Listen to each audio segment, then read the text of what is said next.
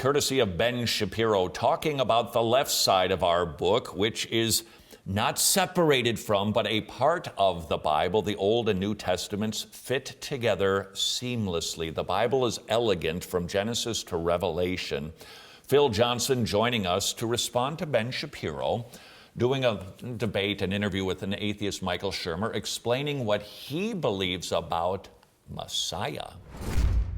Jesus as the Messiah is a different figure than anything that exists inside Judaism. So when people say that Judaism predicts the coming of Christ, the change in the nature of what Christ is, what a Messiah would be, is different from Judaism to Christianity. So Judaism never posited that there would be God come to earth in physical form, and then acting out in the world in that way.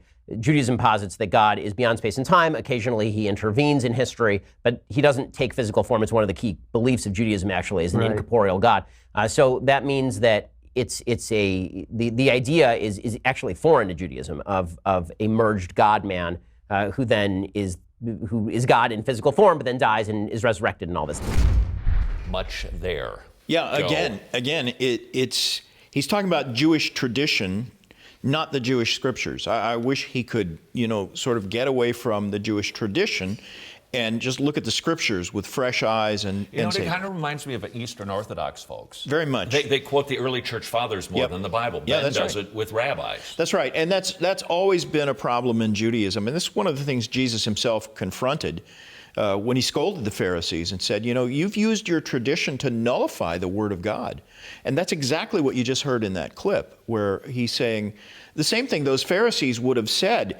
Jesus can't be our Messiah because he doesn't fit the traditional Jewish view of what the Messiah is supposed to be. Okay, so does the Old Testament point to some sort of God-man that would rescue people from their sins? Well, all you have to do is read the first chapter of Hebrews to see that the Old Testament is full of references.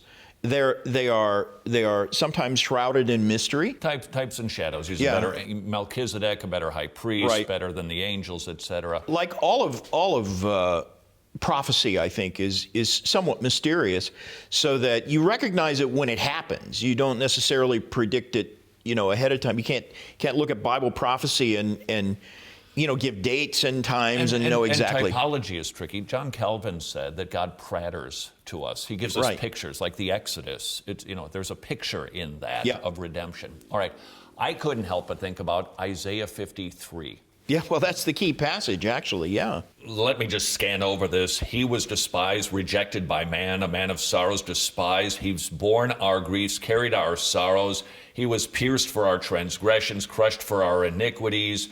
We like sheep have gone astray. He was oppressed and afflicted. We thought that he was dying for his own sins, but he was actually dying for the sins of his people. That verse tells us that at least this Messiah is going to be the atoner for sins. Right, no question. What other verses tell us in the Old Testament this Messiah would be God? Well, I would think of, for example, Micah 5:2. It's the famous passage that predicts Jesus' birth in Bethlehem. And it refers to him as the one whose goings forth have been from old, from everlasting. So he's an everlasting being born in Bethlehem. That's pretty clear, I think. And then Isaiah, the other Christmas prophecies, Isaiah 9:6, for example, he'll be called Wonderful Counselor, the Mighty God, the Everlasting Father, and the Prince of Peace. Those are clearly titles of deity.